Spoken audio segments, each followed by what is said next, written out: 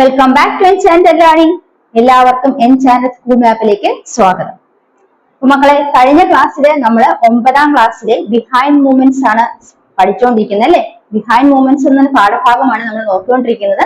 അപ്പൊ നിങ്ങൾക്ക് കഴിഞ്ഞ ക്ലാസ്സുകളിൽ പഠിച്ച കാര്യങ്ങളൊക്കെ വ്യക്തമാണെന്ന് വിശ്വസിക്കുന്നു. അഥവാ നിങ്ങൾക്ക് എന്തെങ്കിലും ഡൗട്ട്സ് വല്ലതും ഉണ്ടെങ്കിൽ കമന്റ് ബോക്സിൽ ചോദിക്കാം, ഞാൻ അത് റിപ്ലൈ തരുന്നതായിരിക്കും. അപ്പൊ ഇന്നത്തെ ക്ലാസ്സിൽ നമ്മുടെ ബിഹൈൻഡ് മൊമെന്റ്സിൽ തന്നെ ബാക്കി പോർഷൻസിലാണ് പഠിക്കാൻ പോകുന്നത്. കഴിഞ്ഞ ക്ലാസ് വരെ പഠിച്ച കാര്യങ്ങളൊക്കെ ഒന്ന് ഓർത്തു വെക്കാം. അപ്പം നമ്മൾ പഠിക്കാൻ പോവുകയാണ്. നിങ്ങൾ പഠിക്കുമ്പോൾ തന്നെ ഇത് ഈ നോട്ട് എഴുതി സൂക്ഷിക്കുകയും കൂടെ ചെയ്താൽ നിങ്ങൾക്ക് വളരെ വേഗം ഇതെല്ലാം പഠിച്ചു പോകാൻ സാധിക്കുന്നത്. അപ്പൊ കഴിഞ്ഞ ക്ലാസ്സിൽ നമ്മൾ എന്തിനെ കുറിച്ചാണ് മനസ്സിലാക്കിക്കൊണ്ടിരുന്നത്? അതെ, നമ്മൾ സ്കെലിറ്റൽ സിസ്റ്റത്തിൽ അല്ലെ, മനുഷ്യന്റെ സ്കെലിറ്റൽ സിസ്റ്റം, ഹ്യൂമൻ സ്കെലിറ്റൽ സിസ്റ്റത്തെ കുറിച്ച് മനസ്സിലാക്കി അല്ലെ, മനുഷ്യ അസ്ഥികൂടത്തെ കുറിച്ച് മനസ്സിലാക്കി. മനുഷ്യ അസ്ഥികൂടം എന്ന് പറയുന്നത് ഒരു ആക്സിയൽ സ്കെലിറ്റൻ ഉണ്ട്, അപ്പൻഡിക്കുലർ സ്കെലിറ്റൻ ഉണ്ടെന്ന് മനസ്സിലാക്കി. അല്ലെങ്കിൽ എന്താണ്, അക്ഷാസ്ഥികൂടവും അനുബന്ധ അസ്ഥികൂടവും ഉണ്ടെന്ന് മനസ്സിലാക്കി. പിന്നെ അതിനുശേഷം നമ്മൾ ബോണിന്റെ സ്ട്രക്ചറിനെ കുറിച്ച്, ബോണിന്റെ ഘടനയെ കുറിച്ച് അല്ലെ, അസ്ഥികളുടെ ഘടനയെ കുറിച്ച് മനസ്സിലാക്കി. പിന്നെ മനുഷ്യ ശരീരത്തിൽ എത്ര ബോണുകൾ ഉണ്ടെന്ന് മനസ്സിലാക്കി. ഓരോ ഭാഗത്തും എത്ര ബോണുകളാണ് ഉള്ളതെന്നും മനസ്സിലാക്കി. പിന്നെ മനസ്സിലാക്കിയത് എന്താണ്, അതെ, എന്താണ് കാർട്ടിലേജ് എന്ന് മനസ്സിലാക്കി അല്ലെ. കാർട്ടിലേജ് എന്താണ്, മസിൽസുമായി കണക്ട് ചെയ്ത് കാണപ്പെടുന്നത്. മസിൽസ് ചിലപ്പോൾ ബോൺസുമായിട്ട് കണക്ട് ചെയ്തിരിക്കും, അല്ലെങ്കിൽ ചില അവസരങ്ങളിൽ കാർട്ടിലേജ് ആയിട്ട്, ചില ഭാഗങ്ങളിൽ കാർട്ടിലേജുമായിട്ട് കണക്ട് ചെയ്തും കാണപ്പെടുന്നു. അപ്പൊ എന്താണ് കാർട്ടിലേജ് നമ്മൾ കഴിഞ്ഞ ക്ലാസ് മനസ്സിലാക്കി. എന്താണ് കാർട്ടിലേജ്? അതെ, കാർട്ടിലേജ് എന്ന് പറയുന്നത് എന്താണ്, ഒരു കണക്റ്റീവ് ടിഷ്യൂ, ഒരു യോജക കലയാണ് അല്ലെ. കാർട്ടിലേജ് അല്ലെങ്കിൽ തരുണാസ്ഥി എന്ന് പറയുന്നത് ഒരു യോജക കലയും കണക്റ്റീവ് ടിഷ്യൂ ആണ്. ഇനി അത് എന്ന് പറയുന്നത് ബോൺസിനെ സംബന്ധിച്ചിടത്തോളം സോഫ്റ്റും ഫ്ലെക്സിബിൾ ആണ്. ബോൺസുമായിട്ട് കമ്പയർ ചെയ്യുമ്പോൾ അവ സോഫ്റ്റും ഫ്ലെക്സിബിൾ ആണെന്ന് മനസ്സിലാക്കി. അതായത് തരുണാസ്ഥി എന്ന് പറയുന്നത് എന്താണ്, അസ്ഥികളെ സംബന്ധിച്ച് അസ്ഥികളുമായി താരതമ്യം ചെയ്യുമ്പോൾ അവ കുറച്ചുകൂടെ വഴക്കമുള്ളതും അതുപോലെ മൃദുവായതുമാണ് നമ്മൾ മനസ്സിലാക്കി. പിന്നെ ഇവ പ്രധാനമായി കാണപ്പെടുന്ന എവിടെയൊക്കെയാണ്? എൽബോസില്, നീസില്, ആംഗിൾസില്, റിബ്സിന്റെ ടിപ്പില്, അതുപോലെ വെർട്ടിബ്രൽ കോളത്തിലെ വെർട്ടിബ്രയില്, പിന്നയില്, നോസിന്റെ ടിപ്പില്, ട്രക്കിയയിലൊക്കെയാണ് കാണപ്പെടുന്നത് നമ്മൾ മനസ്സിലാക്കി. ഇനി ഈ കാർട്ടിലേജുകൾ ബോൺസിന്റെ ടിപ്പിൽ പ്രസന്റ് ആണെന്ന് പറഞ്ഞല്ലേ. ബോൺസിന്റെ അഗ്രഭാഗങ്ങളിൽ അല്ലെങ്കിൽ അസ്ഥികളുടെ അഗ്രഭാഗങ്ങളിൽ കാർട്ടിലേജ് കാണപ്പെടുന്നു, തരുണാസ്ഥി കാണപ്പെടുന്നു. എന്തിനു സഹായിക്കുന്നത്? അസ്ഥികൾക്കിടയിലുള്ള ഘർഷണം കുറയ്ക്കാൻ അല്ലെങ്കിൽ ഫ്രിക്ഷൻ റെഡ്യൂസ് ചെയ്യാൻ അല്ലെ. ബോൺസിന്റെ ഇടയിൽ ഫ്രിക്ഷൻ റെഡ്യൂസ് അല്ലെങ്കിൽ അസ്ഥികൾക്കിടയിൽ ഘർഷണം കുറയ്ക്കാൻ സഹായിക്കുന്നത് ഈ കാർട്ടിലേജിന്റെ പ്രസൻസ് ആണ്, അല്ലെങ്കിൽ കാർട്ടിലേജിന്റെ തരുണാസ്ഥിയുടെ സാന്നിധ്യമാണ് നമ്മൾ കഴിഞ്ഞ ക്ലാസ്സിൽ മനസ്സിലാക്കി. ഇനി നമ്മൾ മനസ്സിലാക്കിയത് ഈ തരുണാസ്ഥിയില് ബ്ലഡ്സും നെർവ്സും ആബ്സെന്റ് ആണ് അല്ലെ. ബ്ലഡ്സും നെർവ്സും ഒന്നും തരുണാസ്ഥിയിൽ ഇല്ല. അതുകൊണ്ട് മറ്റുള്ള സെല്ലുകളെ അപേക്ഷിച്ച് ഇവയുടെ വളർച്ച എന്ന് പറയുന്നത് വളരെ സാവധാനത്തിലായിരിക്കും നടക്കുന്നതും കൂടെ മനസ്സിലാക്കും. അപ്പൊ ബ്ലഡ് വെസൽസും ഇല്ല, അതുപോലെ അത് രക്തക്കുഴലുകളും ഇല്ല, അതുപോലെ നാഡികളും ഇല്ല. ഇപ്പൊ തരുണാസ്ഥിയുടെ ഭാഗത്ത് എന്താണ്, രക്തക്കുഴലുകൾ ഇല്ലാത്തത് കൊണ്ട് അവയുടെ വളർച്ച എന്ന് പറയുന്നത് വളരെ സാവധാനം മാത്രം നടക്കുമെന്ന് മനസ്സിലാക്കാം. ഇനി നമ്മൾ ഇന്ന് അടുത്ത ഫ്രഷ് ആയിട്ട് മനസ്സിലാക്കാൻ പോകുന്നത് മനുഷ്യ ശരീരത്തിലെ സ്ട്രക്ചറൽ ഫ്രെയിംവർക്ക് ആണ്. അതായത് എക്സോസ്കെലിറ്റൻ, നമ്മൾ എൻഡോസ്കെലിറ്റൻ, ഇന്ന ഭാഗങ്ങളെ കുറിച്ചാണ് നമ്മൾ മനസ്സിലാക്കുന്നത്. സ്കെലിറ്റൽ സിസ്റ്റത്തിനെ കുറിച്ച് മനസ്സിലാക്കി. ഇനി നമ്മൾ മനസ്സിലാക്കാൻ പോകുന്നത് എല്ലാ ജീവികളിലും ഇതുപോലത്തെ ഒരു സ്കെലിറ്റൽ സിസ്റ്റം ഉണ്ടോ, അതായത് മനുഷ്യരിൽ കാണപ്പെടുന്ന ഒരു സ്കെലിറ്റൽ സിസ്റ്റം. മനുഷ്യന്റെ സ്കെലിറ്റൽ സിസ്റ്റം എന്ന് പറയുന്നത് ബോഡിക്ക് അകത്താണോ പുറത്താണോ? ബോഡിക്കുള്ളിലാണ് അല്ലെ. അപ്പൊ അതൊരു എക്സോസ്കെലിറ്റൻ ആണ് അല്ലെ. അതൊരു എൻഡോസ്കെലിറ്റൻ ആണ്, അതായത് ആന്തരിക അസ്ഥികൂടം അല്ലെ. ആന്തര അസ്ഥികൂടമാണ് മനുഷ്യനുള്ളത്, അതൊരു എൻഡോസ്കെലിറ്റൻ ആണ്. ഇനി നമുക്ക് മറ്റുള്ള ജീവികളെ നോക്കാം. അവയ്ക്ക് എങ്ങനെയാണ്, അവയുടെ സ്കെലിറ്റൽ സിസ്റ്റം എങ്ങനെയാണെന്ന് നമുക്ക് നോക്കാം. അപ്പൊ ഓരോ ജീവികൾക്കും അതിൻ്റെതായ ഒരു ഘടനയുണ്ട് അല്ലെ. അപ്പൊ ആ സ്ട്രക്ചറൽ ഫ്രെയിംവർക്ക് ഓരോ ജീവികളിലും വ്യത്യസ്തമാണ്. അതിനെ കുറിച്ചാണ് നമ്മൾ ഇന്നത്തെ ക്ലാസ്സിൽ മനസ്സിലാക്കാൻ പോകുന്നത്. അപ്പൊ ക്ലാസ്സിലേക്ക് പോവാം. അപ്പൊ മക്കളെ, ഇന്ന് നമ്മൾ മനസ്സിലാക്കാൻ പോകുന്നത് ഡൈവേഴ്സിറ്റി ഇൻ സ്ട്രക്ചറൽ ഫ്രെയിംവർക്ക്. അതായത് ഈ നമ്മളെ പറഞ്ഞ സ്കെലിറ്റൽ സിസ്റ്റം അല്ലെ, മനുഷ്യനിൽ മാത്രമേ നമ്മൾ ഇത്തരത്തിലൊരു ആന്തരിക സ്കെലിറ്റൽ സിസ്റ്റം അല്ലെങ്കിൽ എൻഡോസ്കെലിറ്റൻ, അതായത് ആന്തരിക അസ്ഥികൂടം മനുഷ്യനിലാണ് നമ്മൾ പഠിച്ചത്. അപ്പൊ ഇനി ഇതല്ലാതെ പല ജീവികളിലും അസ്ഥികൂടങ്ങളുണ്ട്. അത് ഏത് രീതിയിലാണ് നമ്മൾ നോക്കാൻ പോകുന്നത്, അല്ലെങ്കിൽ അവയുടെ ശരീരം എത്തരത്തിലാണ് അതിന്റെ ഒരു ചട്ടക്കൂട് നിർമ്മിച്ചിരിക്കുന്നതാണ് നമ്മൾ മനസ്സിലാക്കാൻ പോകുന്നത്. അപ്പൊ ചട്ടക്കൂടിലെ വൈവിധ്യം അല്ലെങ്കിൽ ഡൈവേഴ്സിറ്റി ഇൻ സ്ട്രക്ചറൽ ഫ്രെയിംവർക്ക്, ഇതാണ് നമ്മൾ മനസ്സിലാക്കാൻ പോകുന്നത്. അതിൽ ആദ്യം നമ്മൾ പഠിക്കാൻ പോകുന്നത് ഹൈഡ്രോസ്കെലിറ്റൻ ആണ്. അപ്പൊ പേര് ഹൈഡ്രോസ്കെലിറ്റൻ. ഇവിടെ നിങ്ങൾ മനസ്സിലാക്കേണ്ടത് ഈ പറയുന്ന ഒരു സ്കെലിറ്റൽ സിസ്റ്റത്തിൽ അല്ലെങ്കിൽ ഇനി പറയുന്ന ഒരു ചട്ടക്കൂടില്, അതായത് ഉദാഹരണം മണ്ണിരയാണ് എടുക്കുന്നത്. മണ്ണിരയുടെ ശരീരത്തില് ധാരാളം ദ്രവം നിറഞ്ഞിരിക്കുന്ന അറകളുണ്ട്, അതായത് ഫ്ലൂയിഡ് ഫിൽഡ് ചേമ്പേഴ്സ് ഉണ്ട്. അപ്പൊ മണ്ണിരയുടെ ശരീരത്തില് body of earthworm, the body of earthworm, there are fluid filled chambers. Fluid filled chambers are present in earthworm. earthwormല് fluid filled chambers കാണും, അല്ലെങ്കിൽ എന്താണ്, ദ്രവം നിറഞ്ഞിരിക്കുന്ന അറകൾ കാണപ്പെടുന്നു മണ്ണിരയിൽ. അപ്പൊ ഇവ എന്തിനു സഹായിക്കുന്നു? ഈ ദ്രവം, ആ അറകളിൽ ദ്രവം നിറഞ്ഞിരിക്കുന്നു അല്ലെങ്കിൽ ഫ്ലൂയിഡ് നിറഞ്ഞിരിക്കുന്നു അല്ലെ ചേമ്പേഴ്സിൽ, അത് എന്തിനു സഹായിക്കുന്നു? അത് ഈ പറയുന്ന മണ്ണിരയുടെ എന്താണ് സ്ട്രക്ചർ, അതായത് ഈ എർത്ത് സ്ട്രക്ചറിനും ലോക്കോമോഷനും സഹായിക്കുന്നു. അതായത് മണ്ണിരയുടെ എന്താണ് ഘടന നിലനിർത്തുന്നതിനും അതുപോലെ സഞ്ചാരത്തിനും സഹായിക്കുന്നു എന്ന് മനസ്സിലാക്കുക. അപ്പൊ നമ്മൾ ആദ്യം മനസ്സിലാക്കേണ്ടത് ഈ ഹൈഡ്രോസ്കെലിറ്റൻ എന്ന് പറയുമ്പോൾ എന്താണ്, മണ്ണിരയിലെ അതായത് earthworm there are fluid filled chambers. First മനസ്സിലാക്കാൻ പോയിന്റ് ഹൈഡ്രോസ്കെലിറ്റൻ എന്ന് പറയുന്ന ഒരു സ്കെലിറ്റൽ സിസ്റ്റം ആണ്. അതായത് ഒരു സ്കെലിറ്റൽ സിസ്റ്റത്തിൽ അല്ലെങ്കിൽ സ്ട്രക്ചറൽ ഫ്രെയിംവർക്ക് ആണ് മനസ്സിലാക്കുക.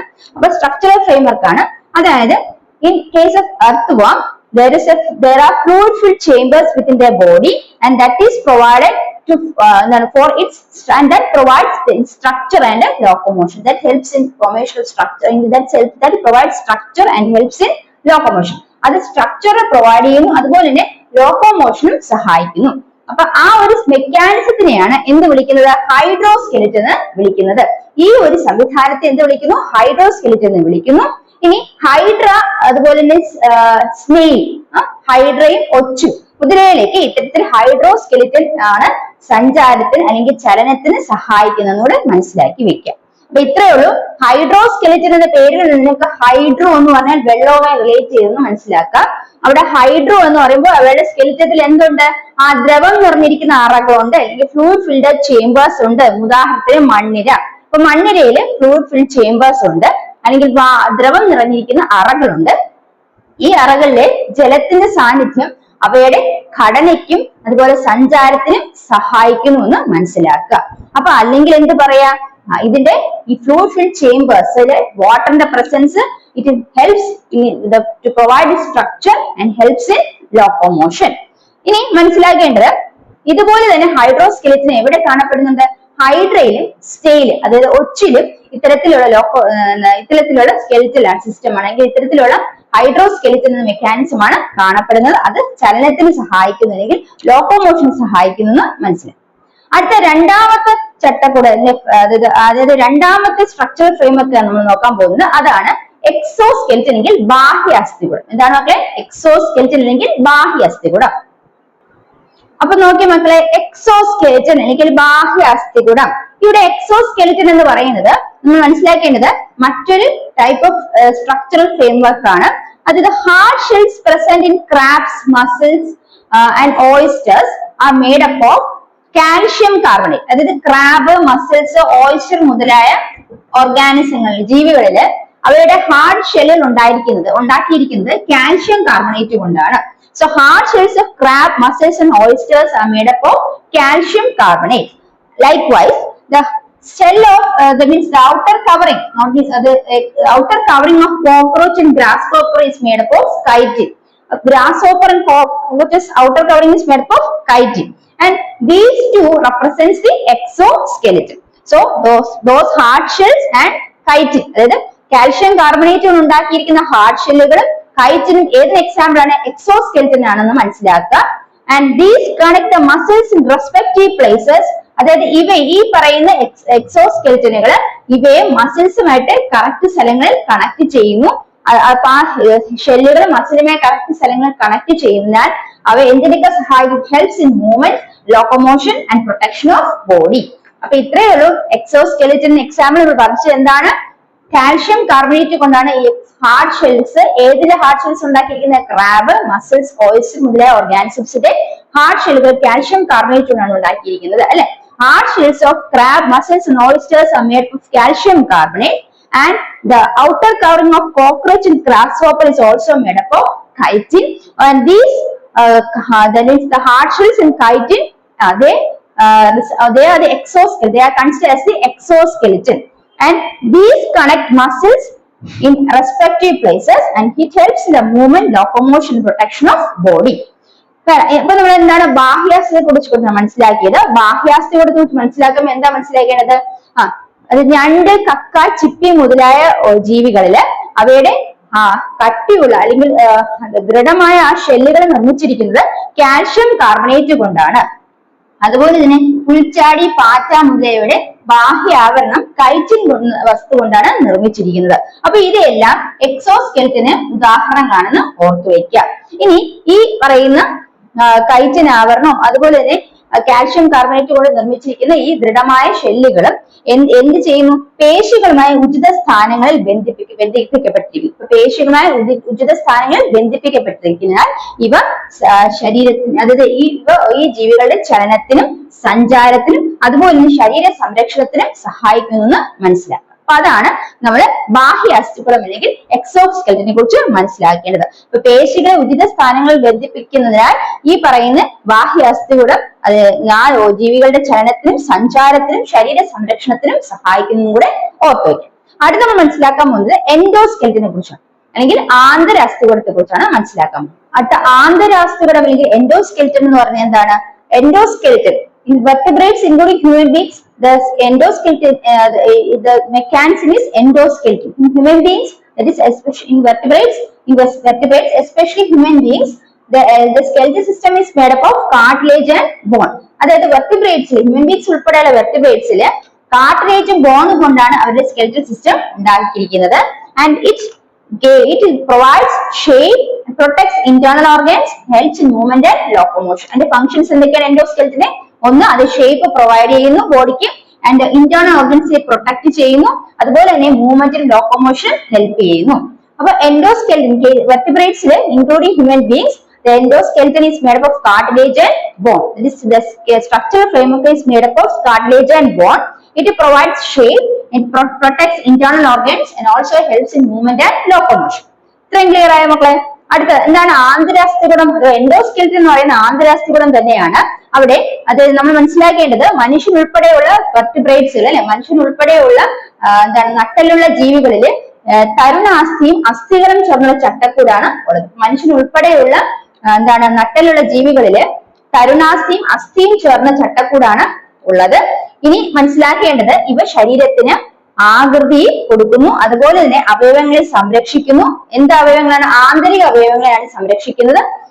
അതുപോലെ തന്നെ ചലനത്തിനും സഞ്ചാരത്തിനും സഹായിക്കുകയും കൂടി ചെയ്യുന്നു. അപ്പൊ ശരീരത്തിന് ആകൃതി നൽകുന്നു, അതുപോലെ അവയവങ്ങളെ സംരക്ഷിക്കുന്നു, അതുപോലെ ചലനത്തിനും സഞ്ചാരത്തിനും സഹായിക്കുന്നത് ആന്തരാസ്ഥികൂടമാണെന്ന് ഓർത്തു വയ്ക്കുക. അപ്പൊ ഇത്രയാണ് എൻഡോസ്കെൽറ്റനെ കുറിച്ച് നമ്മൾ മനസ്സിലാക്കേണ്ടത്, അല്ലെങ്കിൽ ആന്തരാസ്ഥികൂടം എന്താണെന്ന് മനസ്സിലാക്കുക. അപ്പൊ ആന്തരാസ്ഥികൂടം എന്ന് പറയുന്നത് എവിടെയാണ് കാണപ്പെടുന്നത്? മനുഷ്യൻ ഉൾപ്പെടെയുള്ള നട്ടലുള്ള ജീവികളിൽ, അതായത് വെർട്ടിബ്രേറ്റ്സ് ഇൻക്ലൂഡിംഗ് ഹ്യൂമൻ ബീങ്സിലാണ് ഈ എൻഡോസ്കെൽറ്റൻ കാണപ്പെടുന്നത്. It is made of cartilage and bone, അല്ലെ, തരുണാസ്ഥിയും അസ്ഥിയും ചേർന്നാണ് ഈ പറയുന്ന ആന്തരാസ്ഥികൂടം നിർമ്മിക്കപ്പെട്ടിരിക്കുന്നത്. And it provides shape, protects internal organs and helps in locomotion, movement. അല്ലെങ്കിൽ ശരീരത്തിന് ആകൃതി കൊടുക്കുന്നു, അതുപോലെ തന്നെ അവയവങ്ങളെ സംരക്ഷിക്കുന്നു, ചലനത്തിനും സഞ്ചാരത്തിനും സഹായിക്കുകയും കൂടി ചെയ്യും. അപ്പൊ നമ്മൾ ഇപ്പൊ മനസ്സിലാക്കിയ എന്താണ്? ചട്ടക്കൂടിലെ വൈവിധ്യത്തെ കുറിച്ചാണ് മനസ്സിലാക്കിയത്, അല്ലെ? അപ്പൊ വിവിധ തരം ചട്ടക്കൂടുകളെ കുറിച്ചാണ് നമ്മൾ മനസ്സിലാക്കിയത്. മനുഷ്യരിലെ ബാഹ്യാസ്ഥികൂടത്തെ കുറിച്ച് മനുഷ്യരിലെ ആന്തരാസ്ഥിയെ കുറിച്ചൊക്കെ നമ്മൾ നേരത്തെ മനസ്സിലാക്കിയതാണ്. അപ്പൊ അതുപോലെയല്ല വ്യത്യസ്തമായ ചട്ടക്കൂടുണ്ട്, അല്ലെങ്കിൽ സ്ട്രക്ചറൽ ഫ്രെയിംവർക്ക് ഓരോ ഓർഗാനിസത്തിനും വ്യത്യസ്തമാണ് നമ്മൾ മനസ്സിലാക്കുക. പിന്നെ അടുത്ത് നമ്മൾ മനസ്സിലാക്കാൻ പോകുന്ന മറ്റൊരു പോയിന്റിലേക്കാണ് പോകുന്നത്. ഈ അസ്ഥി സന്ധികൾ അല്ലെങ്കിൽ ജോയിന്റ്സിനെ കുറിച്ചാണ് മനസ്സിലാക്കാൻ പോകുന്നത്. അപ്പൊ നമ്മൾ മനസ്സിലാക്കേണ്ട മറ്റൊരു കാര്യം എന്ന് പറഞ്ഞാൽ, ചില ജീവികള് അവയുടെ പുറന്തോട് ഒരു സമയമാകുമ്പോഴത്തേക്കും പുറന്തോട് അല്ലെങ്കിൽ അതിന്റെ എക്സോസ്കെലിറ്റൻ ഷെഡ് ചെയ്ത് അല്ലെങ്കിൽ പൊഴിച്ചു കളയുന്നതായിട്ട് കാണും. അപ്പൊ എന്തുകൊണ്ടാണ് അത്? പാമ്പൊക്കെ ഇതുപോലെ അവയുടെ പുറന്തോട് പൊഴിക്കുന്നത് നമ്മൾ കേട്ടിട്ടുണ്ട്, അല്ലെ? അപ്പൊ അതെന്തുകൊണ്ടാണ്? അതായത് ഈ ജീവികള് വളരുന്നതനുസരിച്ച് ഇവ എന്ത് ചെയ്യും? അവയുടെ ആ പഴയ പുറന്തോട് കളഞ്ഞിട്ട് അത് വളരുന്നതനുസരിച്ച് അവയിൽ പുതിയ പുറന്തോട് ഉണ്ടാകും. അതായത് നമ്മൾ വളരുന്നതനുസരിച്ച് നമ്മുടെ ഡ്രസ്സൊക്കെ നമ്മൾ ടൈറ്റ് ആകുമ്പോൾ നമ്മൾ എന്ത് ചെയ്യും?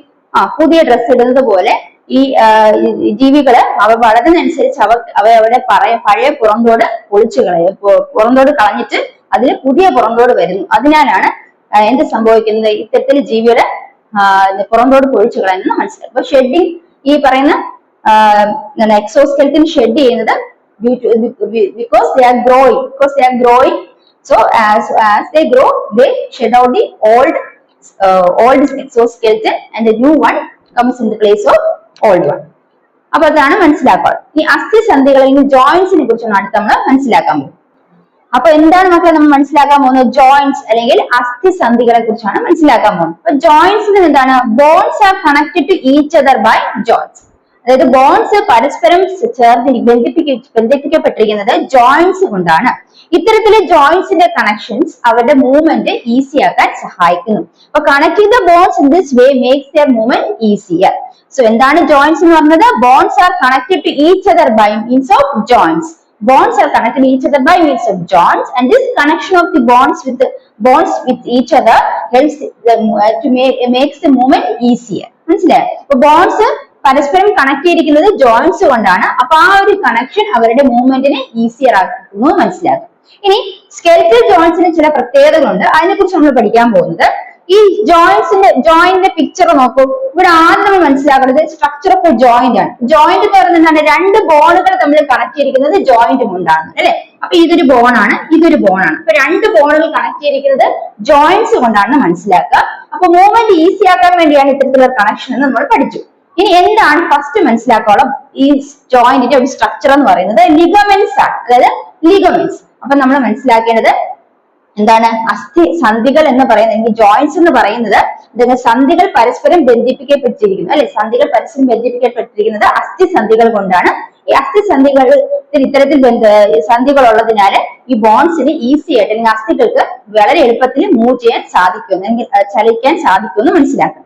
ഇനി ജോയിന്റ്സിന്റെ അല്ലെങ്കിൽ അസ്ഥിസന്ധികളുടെ ഘടന നോക്കുകയാണെങ്കിൽ ഏറ്റവും പുറമെയായിട്ട് നമ്മൾ മനസ്സിലാക്കേണ്ട കാര്യം എന്ന് പറയുന്നത് ലിഗമെന്റ്സ് ആണ്. അപ്പൊ ലിഗമെന്റ്സ് എന്ന് പറയുന്നത് രണ്ട് ബോൺ കണക്ട് ചെയ്യുന്ന ഭാഗമാണ്. രണ്ട് ബോൺ ഒത്തുചേരുന്ന ആ ഒരു ഭാഗത്തെയാണ് ലിഗമെന്റ് എന്ന് പറയുന്നത്. Two bones connecting. ആ രണ്ടാണ് bones are found connecting ligaments ആണ്. ലിഗമെന്റ്സിന്റെ സഹായത്തോട് ligaments are found connecting to bones. അപ്പം രണ്ട് ബോൺസിനെ കണക്ട് ചെയ്ത് ഈ ജോയിന്റ്സ് കാണുന്ന പ്രധാന ഭാഗം ഏതാണെന്ന് വെച്ചാൽ ലിഗമെന്റ്സ് ആണ്. നമ്മൾ ആദ്യം മനസ്സിലാക്കുന്നത് ബോൺസും അല്ലെങ്കിൽ അസ്ഥികൾ പരസ്പരം ബന്ധപ്പെട്ടിരിക്കുന്നത് അസ്ഥി സന്ധികൾ അല്ലെങ്കിൽ ജോയിന്റ്സ് കൊണ്ടാണെന്ന് പറഞ്ഞു. ഇനി ആ ജോയിന്റ്സിന്റെ സ്ട്രക്ചറൽ ഘടന നോക്കുകയാണെങ്കിൽ ഈ ലിഗമെന്റ്സ് ആണ് ബോൺസിനെ പരസ്പരം കണക്ട് ചെയ്യാൻ അല്ലെങ്കിൽ അസ്ഥികളെ പരസ്പരം ബന്ധിപ്പിക്കാൻ സഹായിക്കുന്നത്. അപ്പൊ ligaments are found connecting the bones. ഇനി ഈ ലിഗമെന്റ്സിന്റെ ഉള്ളില് ക്യാപ്സ്യൂൾ എന്ന് പറഞ്ഞൊരു സ്പേസ് ഉണ്ട്. അപ്പൊ ലിഗമെന്റ്സിനുള്ളിൽ ക്യാപ്സ്യൂൾ ഉണ്ട്. ഈ ക്യാപ്സ്യൂൾ ആണ് ബോൺസിന്റെ സ്മൂത്ത് മൂവ്മെന്റിന് സഹായിക്കുന്നത് മനസ്സിലാക്കുക. സോ ഇൻസൈഡ് ദ ലിഗമെന്റ്സിനുള്ളിൽ എന്തുണ്ട്? ക്യാപ്സ്യൂൾ ഉണ്ട്. ഈ ക്യാപ്സ്യൂൾ ആണ് മൂവ്മെന്റ് അല്ലെങ്കിൽ ചലനം എളുപ്പത്തിലാക്കാൻ സഹായിക്കുന്നത്.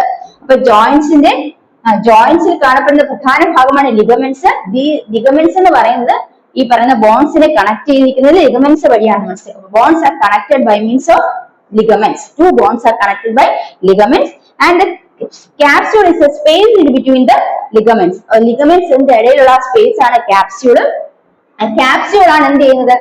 ക്യാപ്സ്യൂൾ എന്ന് പറയുന്ന ലിഗമെന്റ്സ് ഇടയിലാണ് കാണപ്പെടുന്നത്. അതെന്ത് ചെയ്യുന്നു? ഈ ബോൺസിന്റെ സ്മൂത്ത് മൂവ്മെന്റിന് സഹായിക്കുന്നു മനസ്സിലാക്കുക. Capsule seen inside this helps in the smooth movement of bones. അടുത്ത മനസ്സിലാക്കുന്നത് കാർട്ടിലേജ് ആണ്. കാർട്ടിലേജ് എന്ന് പറയുന്നത് ഓരോ ബോണിന്റെ ടിപ്പിലും കാണുന്ന ഒരു കവറിംഗ് ആണ്.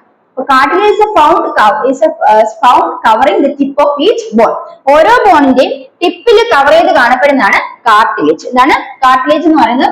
ഓരോ ബോണിന്റെയും ടിപ്പിലായിട്ട് കവർ ചെയ്തിരിക്കുന്ന ഓരോ അസ്ഥികളുടെയും അഗ്രഭാഗത്തായിട്ട് കവർ ചെയ്തിരിക്കുന്ന ഭാഗത്തെയാണ് എന്ത് വിളിക്കുന്നത്? കാർട്ടിലേജ് എന്ന് പറയും. ഓരോ അസ്ഥികളുടെയും അഗ്രഭാഗത്തായിട്ടാണ് എന്ത് കാണപ്പെടുന്നത്? കാർട്ടിലേജ് കാണപ്പെടുന്നത്.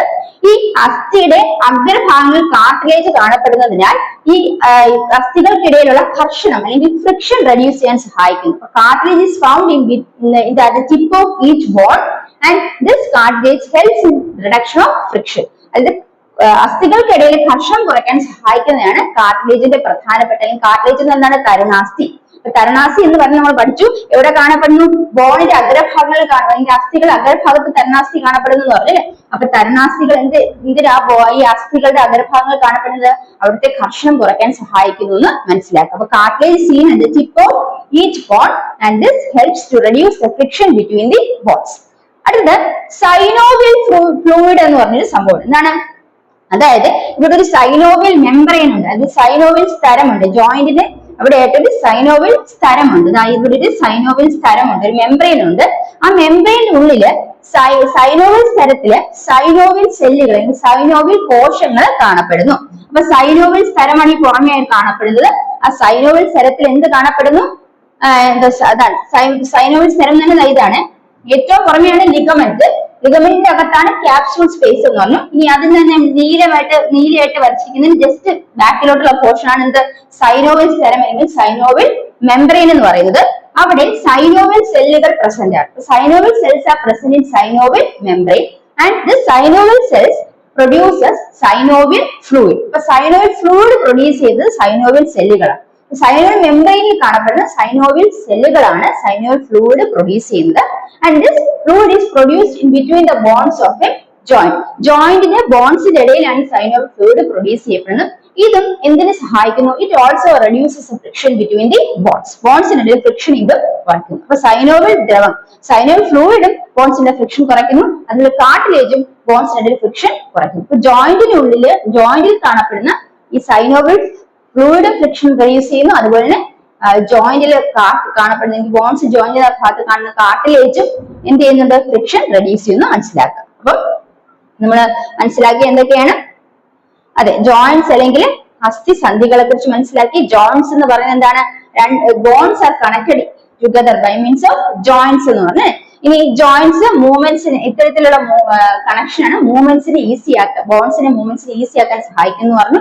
ഇനി അതിന്റെ സ്ട്രക്ചർ നോക്കുകയാണെങ്കിൽ ഏറ്റവും പുറമെ ബോൺസ് കണക്ട് ചെയ്തിരിക്കുന്ന പോർഷൻ ആണ് എന്താ പറയുക? ലിഗമെന്റ് എന്ന് പറയുന്നത്. ലിഗമെന്റ് അല്ലെ, ലിഗമെന്റിന്റെ അകത്ത് ഒരു ക്യാപ്സ്യൂൾ ഉണ്ട്. ആ ക്യാപ്സ്യൂൾ എന്തിന് സഹായിക്കുന്നു? ക്യാപ്സ്യൂൾ ആണ് ബോൺസിന്റെ ഈസി മൂവ്മെന്റ് അല്ലെങ്കിൽ സ്മൂത്ത് മൂവ്മെന്റിന് സഹായിക്കുന്നു മനസ്സിലാക്കുക. ഇനി കാർട്ടിലേജ് എന്ന് പറയുന്നത് എന്താണ്? കാർട്ടിലേജ് എന്ന് പറഞ്ഞാൽ തരുണാസ്ഥിയാണ്. കാർട്ടിലേജ് ബോണിന്റെ അഗ്രഭാഗത്ത് അല്ലെങ്കിൽ ടിപ്പിലാണ് കാണപ്പെടുന്നത്. അത് ബോൺസ് തമ്മിലുള്ള ഘർഷണം, ഫ്രിക്ഷൻ റെഡ്യൂസ് ചെയ്യാൻ സഹായിക്കുന്നു. അസ്ഥികൾ തമ്മിലുള്ള ഫ്രിക്ഷൻ അല്ലെങ്കിൽ ഘർഷണം റെഡ്യൂസ് ചെയ്യാൻ കുറയ്ക്കാൻ സഹായിക്കുന്നു. ഇനി അത് മനസ്സിലാക്കേണ്ടത് എന്താണ്? സൈനോവിയൽ മെംബ്രെയിൻ എന്ന് പറയുന്നത് കാണപ്പെടുന്നുണ്ട്. അതായത് ഈ പറയുന്ന എന്താണ് ലിഗമെന്റ്സ്, അത് കഴിഞ്ഞിട്ട് നമ്മൾ കാണുന്നതാണ് സൈനോവിയൽ മെംബ്രെയിൻ ആണ്. ഈ സൈനോവിയൽ മെംബ്രെയിന്റെ അകത്ത് സൈനോവിയൽ സെല്ലുകൾ കാണാം. ഈ സൈനോവിയൽ സ്ഥലത്തിന്റെ അകത്ത് എന്ത് കാണപ്പെടുന്നത്? സൈനോവിയൽ ദ്രവം കാണാം. സോറി, സൈനോവിയൽ സെല്ലുകൾ അല്ലെങ്കിൽ സൈനോവിയൽ കോശങ്ങൾ കാണാം. ഈ സൈനോവിയൽ കോശങ്ങൾ അല്ലെങ്കിൽ സൈനോവിയൽ സെല്ലുകൾ എന്ത് പ്രൊഡ്യൂസ് ചെയ്യും? എന്ത് ഉത്പാദിപ്പിക്കും? സൈനോവിയൽ ദ്രവം ഉത്പാദിപ്പിക്കും അല്ലെങ്കിൽ സൈനോവിയൽ ഫ്ലൂയിഡ് പ്രൊഡ്യൂസ് ചെയ്യും. ഈ synovial fluid also reduces the friction between the bones. ആ സൈനോവിയൽ ദ്രവവും ഈ ബോണുകൾക്കിടയിൽ, അസ്ഥികൾക്കിടയിലെ ഘർഷണം കുറയ്ക്കുന്നു എന്ന് മനസ്സിലാക്കും. അത്രയാണ് നമ്മൾ ജോയിന്റ്സ് അല്ലെങ്കിൽ അസ്ഥി സന്ധികളുടെ സ്ട്രക്ചർ അല്ലെങ്കിൽ ഘടന മനസ്സിലാക്കേണ്ടത്. മനസ്സിലായ മക്കളെ? ക്ലിയർ ആയല്ലോ? അടുത്ത പോർഷനിലോട്ട് പോകാലോ. അപ്പൊ ഇനി മനസ്സിലാക്കാൻ പോകുന്നത് വ്യത്യസ്ത തരം അസ്ഥി സന്ധികളെ കുറിച്ചാണ്, ഇത് ജോയിന്റ്സിനെ കുറിച്ചാണ്. അപ്പൊ ആദ്യം ബോൾ ആൻഡ് സോക്കറ്റ് ജോയിന്റ് അല്ലെങ്കിൽ ഗോളക സന്ധികൾ എന്ന് പറയും. ബോൾ ആൻഡ് സോക്കറ്റ് ജോയിന്റ് പേരിൽ നിന്ന് മനസ്സിലാക്കാം. അതിന്റെ ഒരു ബോളിന്റെ റൗണ്ട് ആയിട്ടുള്ള ഒരു ഭാഗം അതിന്റെ മറ്റൊരു ബോളിന്റെ സോക്കറ്റുള്ള ഭാഗത്തേക്ക് കപ്പ് അല്ലെങ്കിൽ സോക്കറ്റുള്ള ഭാഗത്തേക്ക് ഘടിപ്പിച്ചിരിക്കുന്നു. അത്തരത്തിലൊരു ജോയിന്റിനെയാണ് ബോൾ ആൻഡ് സോക്കറ്റ് ജോയിന്റ് എന്ന് പറയുന്നത് അല്ലെങ്കിൽ ഗോളക സന്ധി എന്ന് പറയുന്നത്. അപ്പൊ ഗോളക സന്ധി എന്ന് പറഞ്ഞാൽ ഒരു ബോണിന്റെ ഒരു ബോണിന്റെ ഒരു ഭാഗം മറ്റൊരു ബോണിന്റെ സോക്കറ്റ് പോലെ ഭാഗത്ത് അല്ലെങ്കിൽ കപ്പ് പോലത്തെ ഭാഗത്ത് ഘടിപ്പിച്ചിരിക്കുന്നു. അതാണ് rounded end of one bone is fit to the cup like socket of another bone.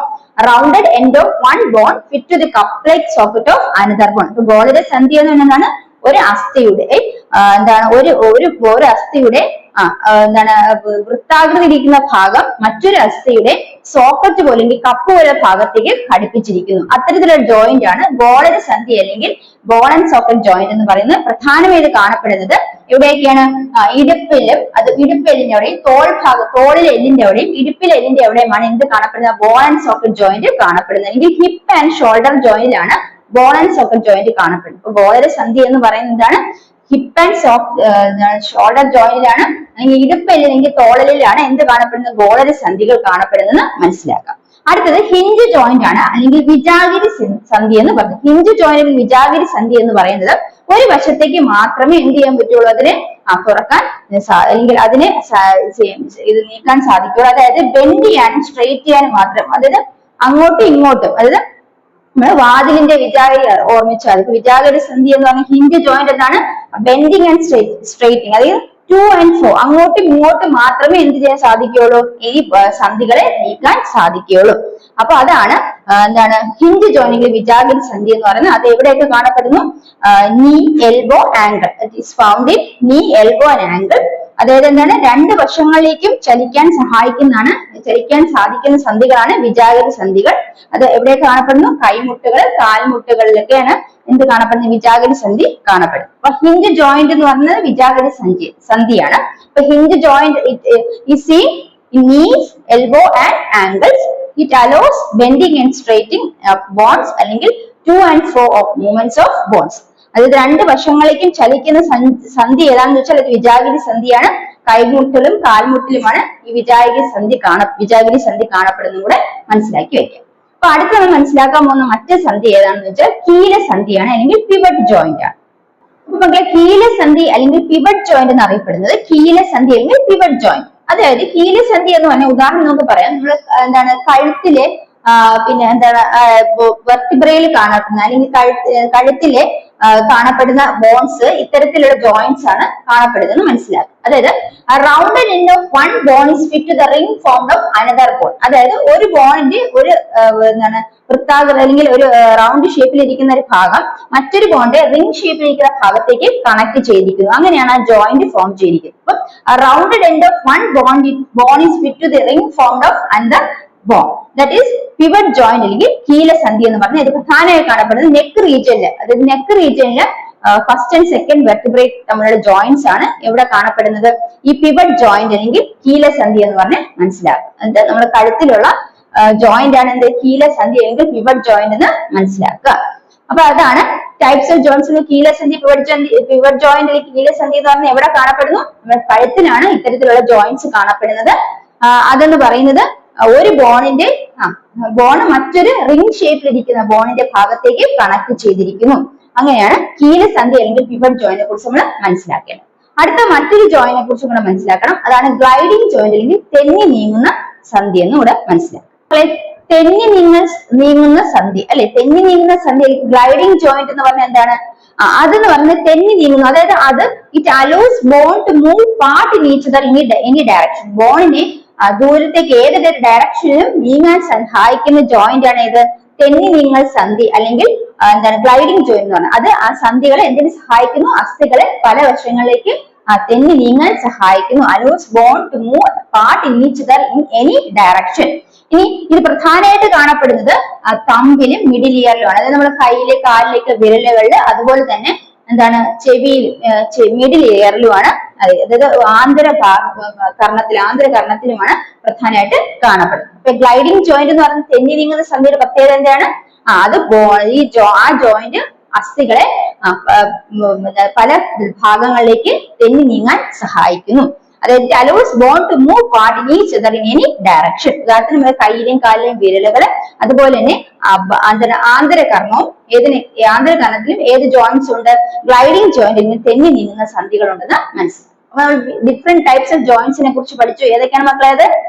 ആദ്യം പഠിച്ചത് ബോൾ ആൻഡ് സോക്കറ്റ് ജോയിന്റ് ആണ്, അല്ലെങ്കിൽ ഗോളറി സന്ധികൾ എന്ന് പറയുന്നു. രണ്ടാമത് പഠിച്ചത് എന്താണ്? ഹിഞ്ച് ജോയിന്റ് അല്ലെ. ഇപ്പൊ ഗോളറി സന്ധികൾ അല്ലെങ്കിൽ ബോൾ ആൻഡ് സോക്കറ്റ് ജോയിന്റ് എവിടെ കാണപ്പെടുന്നു? ഹിപ്പിലും ഷോൾഡർ ജോയിന്റിലാണ് കാണപ്പെടുന്നത്. ഒരു ബോളും സോക്കറ്റ് നമ്മൾ കയ്യിലെ ആണെങ്കിൽ കയ്യിലെ ഷോൾഡറിലുള്ള ബോൾ എന്ന് പറഞ്ഞാൽ ഒരു റൗണ്ടഡ് പോർഷനിലേക്ക് ഒരു ബോണ്ട് റൗണ്ടഡ് പോർഷൻ മറ്റൊരു ബോണ്ട് സോക്കറ്റിലേക്ക് അറ്റാച്ച് ചെയ്തിരിക്കുന്നു. അത്തരത്തിലാണ് കാണപ്പെടുന്നത്. അപ്പം ഹിപ്പിലും ഷോൾഡർ ജോയിന്റിലും കാണപ്പെടുന്നതാണ് ബോൾ ആൻഡ് സോക്കറ്റ് ജോയിന്റ് അല്ലെങ്കിൽ ഗോളറി സന്ധി എന്ന് പറയുന്നത്. ഇനി അത് നമ്മൾ എന്താണ്? ഇടുപ്പിലും കൈകളിലും കാണപ്പെടുന്നതാണ് എന്താണ്? ബോൾ ആൻഡ് സോക്കറ്റ് ജോയിന്റ് ഗോളറി സന്ധി എന്ന് മനസ്സിലാക്കും. അടുത്തത് തോളിലും ഇടുപ്പിലുമാണ് ഗോളറി സന്ധി അല്ലെങ്കിൽ ബോൾ ആൻഡ് സോക്കറ്റ് ജോയിന്റ് കാണപ്പെടുന്നത്. രണ്ടാമത് പഠിച്ചത് ഹിഞ്ച് ജോയിന്റ് അല്ലെ, വിജാഗിരി സന്ധി എന്ന് പറയുന്നത് എവിടെയൊക്കെയാണ് കാണപ്പെടുന്നത്? കൈമുട്ടുകൾ, കാൽമുട്ടുകളിലൊക്കെയാണ് കാണപ്പെടുന്നത്. ഇനി അടുത്ത പഠിച്ച സന്ധികൾ ഏതാണെങ്കിൽ കീലസന്ധിയിലെ പിവറ്റ് ജോയിന്റ് ആണ്. അത് കഴുത്തിലാണ് കാണപ്പെടുന്നത് മനസ്സിലാക്കി അല്ലെ. ഇനി പ്രധാനമായിട്ട് അടുത്ത് മനസ്സിലാക്കിയത് ഗ്ലൈഡിംഗ് ജോയിന്റ് ആണ്. തെന്നി നീങ്ങുന്ന സന്ധികളാണ് അത് കാണപ്പെടുന്നത് കയ്യിലും കാലിലും വിരലുകളും അതുപോലെ ആന്തരകർണത്തിലുമാണെന്ന് മനസ്സിലാക്കി. അപ്പൊ ഇത്തരം ജോയിന്റ്സ് ആണ് നമുക്ക് പഠിക്കാനുള്ളത്. അപ്പൊ അതിൽ ബോൾ ആൻഡ് സോക്കറ്റ് ജോയിന്റ് നമ്മൾ മനസ്സിലാക്കി, അതുപോലെ തന്നെ hinge joint, pivot joint, gliding joint. അപ്പൊ ശരീരത്തിലെ വിവിധ സന്ധികളെ കുറിച്ച് നമ്മൾ മനസ്സിലാക്കി. അപ്പൊ ഇനി ഇത്രയും കാര്യങ്ങളാണ് നമ്മൾ ജോയിന്റ്സുമായിട്ട് ബന്ധപ്പെട്ട് ഈ പാഠത്തിൽ നമുക്ക് മനസ്സിലാക്കാവുള്ളത്.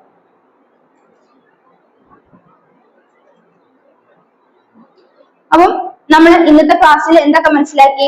നമ്മൾ ഡിഫറെന്റ് ടൈപ്സ് ഓഫ് ജോയിന്റ്സിനെ കുറിച്ച് മനസ്സിലാക്കി. അതിനു മുമ്പ് മനസ്സിലാക്കിയത് ജോയിന്റ്സിന്റെ സ്ട്രക്ചർ മനസ്സിലാക്കി അല്ലെ, ഒരു ജോയിന്റിന്റെ ഘടന മനസ്സിലാക്കി.